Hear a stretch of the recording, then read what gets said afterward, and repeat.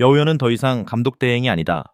지금 RBK 기업은행이 보여주고 있는 변화는 공백을 메운 임시체제의 결과가 아니라 명확한 리더십과 전술 개입이 만들어낸 구조적 반전이다. 시즌 초반 RBK 기업은행은 리그 최하위로 추락했다. 7연패 감독 사태, 조직 붕괴, 라커룸 분위기 악화까지 겹치며 팀은 사실상 시즌을 포기한 것처럼 보였다. 김호철 감독의 자진 사퇴 이후 여우현이 임시로 지휘봉을 잡았을 때만 해도 이 변화가 여기까지 올 것이라 예상한 이는 많지 않았다. 그러나 지금의 IBK 기업은행은 완전히 다른 팀이다. 선수들의 표정이 바뀌었고 경기 중 소통 방식이 달라졌으며 무엇보다 코트 위의 선택이 달라졌다. 이 변화는 우연도 감정적 반등도 아니다. 명백한 전술의 결과다. 7연패로 가라앉았던 팀이 4연승을 기록했다. 상대는 GS 칼텍스였고 스코어는 3대 0이었다. 이 승리는 단순한 1승이 아니다. 팀의 방향성과 체질이 바뀌었음을 증명한 경기였다. 일부 팬들은 감독이 나가자마자 갑자기 잘하는 건 말이 안 된다. 이 정도면 태업 아니냐는 의혹을 제기한다. 그러나 코트를 차분히 들여다보면 이 팀은 단순히 분위기가 좋아져서 이기는 팀이 아니다. 포지션 재배치 세터 고정 수비, 구조 재설계 작전 타임에서의 소통 방식 변화까지 모든 요소가 동시에 바뀌었다. 이것이 바로 지금 현장에서 이야기되는 여우현 매직의 실체다. 오늘 경기의 흐름은 1세트에서 이미 결정됐다. 1세트는 듀스 혈투였다. 초반부터 양팀 에이스의 정면 승부가 이어졌다. IBK는 빅토리아의 백어택, 육서영의 오픈 공격, 최정민의 속공으로 맞섰고 GS 칼텍스는 실바의 파워 공격과 유서연의 측면 득점으로 응수했다. 스코어는 내내 1-2점 차. 어느 한쪽도 쉽게 무너지지 않는 집중력 싸움이었다.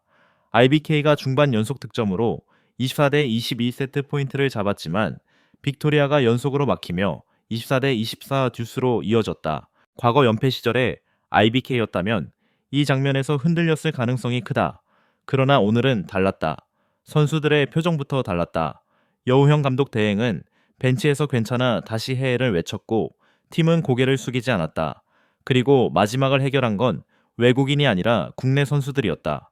육서영의 블로킹으로 28대 27 이어진 퀵오픈 성공으로 29대 28, 그리고 흔들린 리시브가 넘어온 볼을 최정민이 다이렉트 킬로 마무리하며 30대 28, 이 한 세트 안에 IBK의 변화가 모두 담겨 있었다.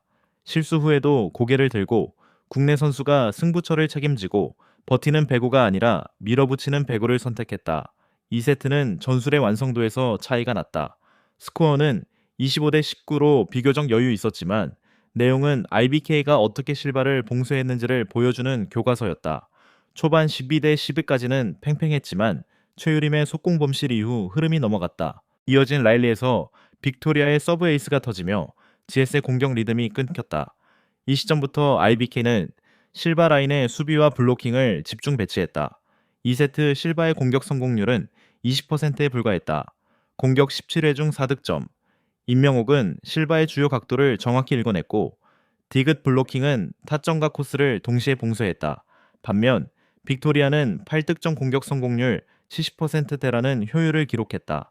여기에 육서영 최정민 이주아의 득점이 고르게 분산되며 점수차는 계속 벌어졌다. 마지막은 킹켈라의 서브 에이스였다. 25대 19, 전술적으로 완벽한 세트였다. 3세트 초반은 GS 칼텍스가 가장 잘한 구간이었다. 리시브가 살아나고 실바와 유서연의 득점이 연달아 터지며 12대 8 GS가 처음으로 4점차 리드를 잡았다. 그러나 IBK는 흔들리지 않았다. 11대 13 상황에서 5연속 득점으로 단숨에 26대 13 역전에 성공했다. 이 연속 득점의 핵심은 세 가지였다. 강한 서브로 GS 리시브를 흔들었고 실바와 권민지의 공격 코스를 완벽히 읽은 블로킹, 그리고 빅토리아와 최정민의 집중력 있는 마무리였다. GS는 22대 23까지 따라붙었지만 결정적인 순간마다 또다시 마무리가 되지 않았다. 마지막 랠리에서 육서영의 과감한 오픈 공격이 성공하며 25대 22, 결국 IBK가 세트 스코어 3대 0으로 경기를 끝냈다. 여우현 체제의 가장 큰 변화가는 표정이다. 선수들은 인터뷰에서 감독님이 가장 많이 하는 말이 웃어요 라고 말했다. 실점했다고 고개를 숙이지 말고 득점을 못해도 인상을 쓰지 말고 웃으면서 계속하라는 주문이다. 오늘 경기에서도 연패 시절과는 완전히 다른 얼굴들이 보였다.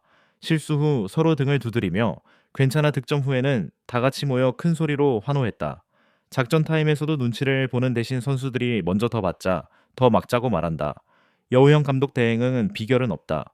선수들이 잘 따라준다고 말했지만 사실 이 표정과 분위기 변화 자체가 가장 강력한 전술이다.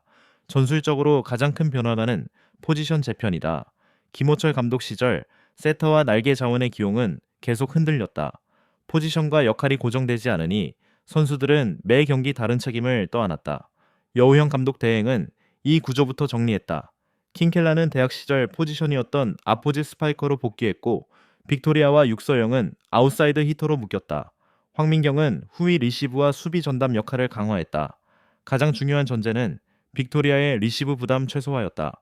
킹켈라가 일부 리시브를 담당하며 약점을 뒤에서 통째로 커버하는 구조를 만들었다. 이로 인해 전위에는 항상 2명 이상의 강력한 공격 옵션이 남고 후위에서는 불안 요소가 정리된다.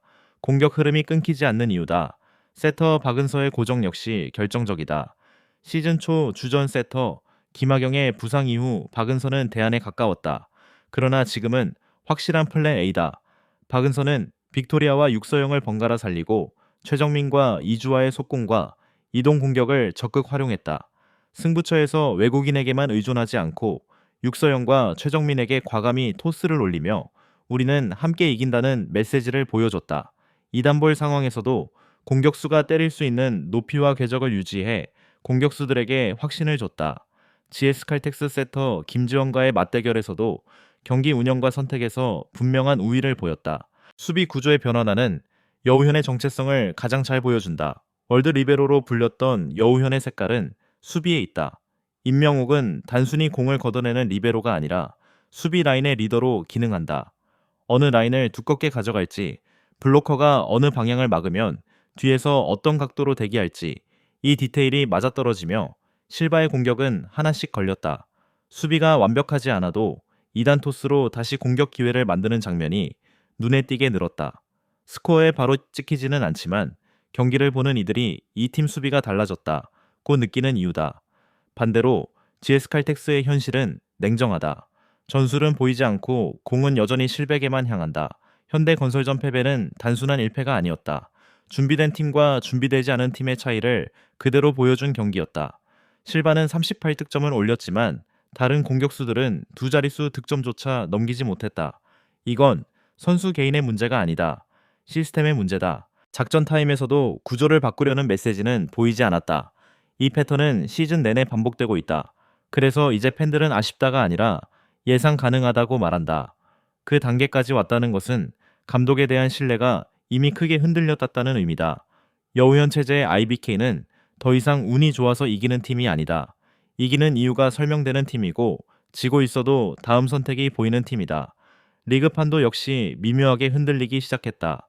중위권 싸움은 더 치열해질 것이고 기존 강팀들 역시 IBK를 더 이상 쉽게 상대할 수 없게 됐다. 결국 남은 시즌의 핵심 변수는 단순한 전력 비교가 아니라 누가 더 완성된 시스템을 유지하느냐다. 그리고 지금 이 시점에서 IBK 기업은행은 분명히 말할 수 있다. 이 팀은 다시 시작이 아니라 이미 올라오고 있다. 지금 IBK 기업은행은 다르다. 이기는 방식이 바뀌었다. 연패를 끄는 팀이 아니라 구조를 만든 팀이다. 이제는 진지하게 이야기해야 한다. 여우현은 더 이상 감독 대행이 아니다. 지금 이 팀을 설계하고 바꾸고 움직이게 만든 사람이다. 전술과 분위기 결과가 모두 증명하고 있다. 이제 공은 구단의 선택으로 넘어갔다.